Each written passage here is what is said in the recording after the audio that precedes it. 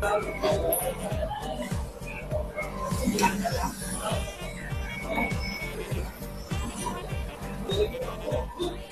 તો છે ને એની માને છે ને 100 હીરા ગાલી દેવા છે.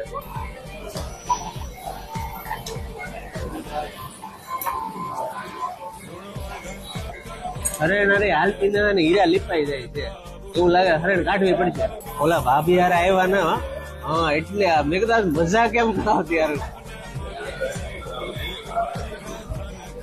આ હીરાની તમે મા બેન એક કરી નાખે. આ હીરાનો વજન કેટલું જાય ખબર પડે તમારે? સેલ હોય તમે આ હીરાની પચાર હું ઠોકો છો બેઠા બેઠા. આ મંદી હાલે ખબર નથી પડતી.